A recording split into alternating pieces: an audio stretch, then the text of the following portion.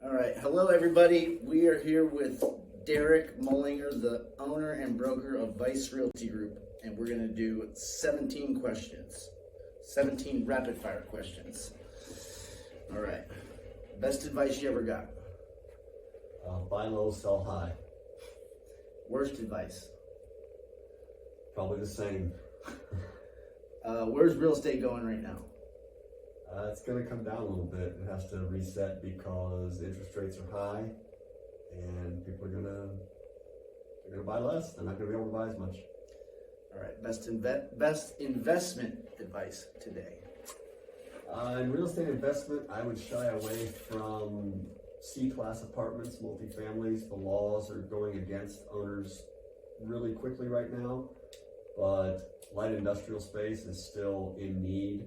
It's still a hot item, and there's still good money to be made in light industrial, storage. Things are a little more commercial. Residential is a little scary right now, unless you're on the upper end of residential. Like high-price residential? Yeah, things of an A-class apartment, an apartment that's in a really nice part of town that's newer or higher end, those are still doing okay, but anything that is government subsidized in any way, the laws just are not there to protect the owners anymore. All right, how would you make $1 million if you could start over? I've asked you this before, I think. $1 million if I could start over right now, I would get a real estate license, and I would hustle that license all day long. I would go to open houses, I would do mailers, I would knock on doors, I would do social media, and I would start building my income stream through being a real estate agent, and then I would take that money and I would invest it into light industrial or storage or other commercial real estate. That's what you could do if you could start all over? That's what I would do right now. Best book you ever read? 7 Habits of Highly Successful People. What characteristics do successful people have in common? They don't make excuses. They just get it done. They don't blame people. It's not society's fault. It's not their dad's fault. It's not the neighbor's fault. It's not the fault of their race or their religion or their gender. They just get it done. They don't make excuses. All right, what are your short-term goals? Let's say under 1 year goals. Financial goals? Sure. Under 1 year, I want to build more agents through brokerage. That's a short-term goal. I want to do more upper-end contracting. We do a fair amount right now, but I want to really get more into the high-rises. I like that. I think it's nice work, and I want to do more of it. Long-term goals over a year. Long-term over a year, more of the same, but I view it differently. Of course, we need more trucks, more space. We're pretty fortunate in the fact we get a good amount of business, and I just want to keep that growing, keep moving forward, keep taking care of people the right way, and business will just come. But one thing that's definitely on my plate is building a mortgage brokerage and a title company. I want those two, and that's definitely going to be in the next year or 2 years. Is that the end of it after you do the mortgage? No, I still have inspections I want to do, and I'm thinking about building an AC company right now. But like hire a home inspector? Mm-hmm. Like have an in-house home inspector? Yep. How do you stay motivated? And so many things motivate different people. I'm not motivated by money, but yet I have to have income in order to build the things that I want to do. A mortgage company costs money to do. A title company costs money. Hiring agents, there's marketing involved that costs money. So I have to be aware of the bottom line, but I'm not motivated by how much money can I make today. I'm more motivated by the success of it. I want to win. I want to be the best at it. I don't want to look back and have regrets. I look back at something and think, I just didn't try hard enough and that's why it didn't work out right. That's just not something I can deal with. If for some reason something doesn't work out and I said I did everything I possibly could, I can live with that. But I can't live with the idea that we just didn't put in the effort to achieve what we needed to achieve. You don't think you're motivated by money? I think money matters, but I live pretty simply. The accumulation of money? The accumulation of money gives me security to know that I can now take chances to build other things I want to build. but I don't look at it and say, now I can have 6 Ferraris, or now I can have 14 houses, or things like that. I don't really care about that. I do care about experiences. So for me, when I do buy an item, like for instance, I recently bought my sailboat. It's not about how nice is the boat, how big is the boat, how great is the boat. It's about what kind of experiences can I have using that boat. So when I use money to buy a big ticket item, it's never because I like the big ticket item. It's because the experience I can have with that item. Okay, I got you. What do you want to be remembered for? I would like to change the way real estate brokerages work. I think for a long time, real estate brokerages were more about the name on the brokerage and less about the people in the brokerage. And I think that's actually opposite. I think the people in the brokerage are the real stars of it. You just need to give them a vehicle that works properly to become that self-sustaining star. I want to give them mortgage and title and a podcast room and broker support and marketing and all the things they need to succeed. And I think in doing that, it helps them succeed. So that's what I would like people to remember this company for most, is giving agents a chance to be whatever they can be, because they're not shorted by any tools that they couldn't either afford or know how to use themselves. What is your definition of success?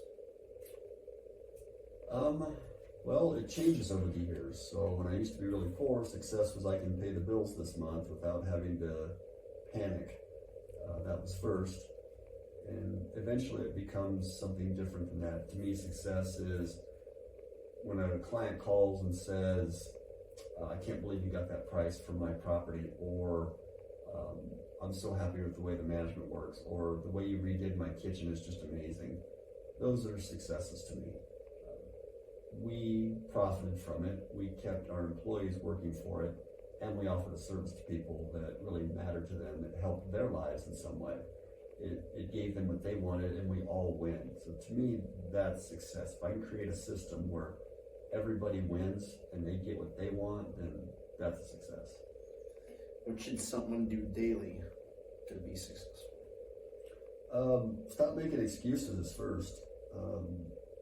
If you're not succeeding, it's your fault. It's not anybody else's fault. Maybe your process is wrong. Maybe what you're chasing is wrong.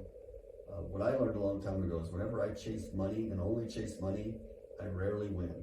When I chase doing it the right way, money just tends to come. And that doesn't mean it comes today. Maybe it takes a year, 2 years, whatever. Maybe you've got to work 2 jobs while you're building that other thing. But if you chase just doing it right, doing it better, creating a system that offers true value to people, money will come. What's the most offbeat advice that you ever followed?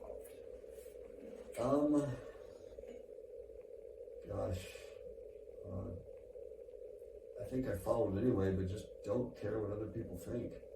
It really doesn't matter. Usually the people who are judging you the harshest are the people that haven't really accomplished much in their own lives. People that really succeed often have done it against great odds, and they've realized they've taken some weird paths to get there, and they tend to be your biggest supporters. So not caring what other people think and believing in yourself, I think, it's paramount. That's good advice. Downside to success. Man, that's a long one there. You would think that as you succeed more, life gets better and easier and all that, but it really doesn't. There's a lot of responsibility in it. There's people you're responsible for. There's jobs you're responsible for. Even when it comes to local jurisdictions, the licensure and stuff becomes more and more stringent. You become more of a target because the bigger your footprint gets, the easier you are to find lawsuits. People are always trying to think, well, there's something they can take from you. And you have to be careful of who is surrounding you. I think about that all the time when I meet somebody and it seems like the deal's too good to be true. I always think, what is their angle? What do they want? What could they benefit by involving me in this? More money, more problems? Sort of, yeah. And it's definitely a first world problem. And I'll take it any day over worrying about how do I pay the rent this month. but it's its own unique set of problems for sure. All right, you got $1 million. What are you doing with it? $1 million in cash. What are you doing with it? Depends how old I am. Right now. Living with passion for sure. Doing what matters to you most, whether that is. No, I mean physically. What are you gonna do with that $1 million? Like, how do I invest it? Whatever. Me personally, Go to a strip club. Gamble it. I'm gonna skip Put the it in strip bank. club and I'm gonna skip the gambling. I would take at least half of it and put it in the bank. I would look for reasonable triple net real estate investments that aren't going to give you high return. That doesn't mean I don't want them to, they're just not. But you're going to get a steady return. You're going to get a guaranteed return. You're not going to have to worry about weird repairs or anything like that because it's all part of the lease. I would take half cash, half into triple net something, an anchor store of some kind that brings you the residual every single month guaranteed, a Dollar General store, or a fast food chain or something like that. Franchise. Oh, the holding the lease on it, not the actual franchise itself, but holding the lease on the property. Last question. Where's crypto going? Oh, man, I used to be a big investor in crypto. I had millions in crypto and I got lucky and came out okay, but I know a lot of people who didn't, and if you got in, we were in July of 22, if you got in May of 22 or after, you're probably not doing real well. There's a few things here and there that you got lucky on, but overall, you're probably down. And I just don't see it turn anytime soon. Now, the people I talk to in it claim 3-4 years down the road, it's all going to turn around and be great. Maybe. You don't have anything in it? I don't have $1 in crypto right now. I've got 0. I do keep money in an account just in case I see something plummet overnight and I think, maybe I'll take a long shot day trade on this or a swing trade and see if I can pull some money out of it. I always keep something there just for that, but I am not a long-term investor in crypto at all or in the stock market. Okay. You 4 years? You think it's gonna take 4 years? I don't really have a time frame on it. People I talk to that have been doing it for years and years that are pretty invested in it. They seem to think that. They think we've kind of hit a lull here and it's going to take a while to come back out. We've got a lot of things going against it right now. Anything financial. The world's just not sitting in a pretty financial place moving forward here in the short run. So hopefully it comes back out and does well for people. You still watch it every day? I still look at it every day. Okay, that's it. That was it. Quick and easy. Quick and easy. Quick and easy. Subscribe to our YouTube channel. Click the button below. Subscribe to our YouTube channel. Videos every week. Thanks, everybody.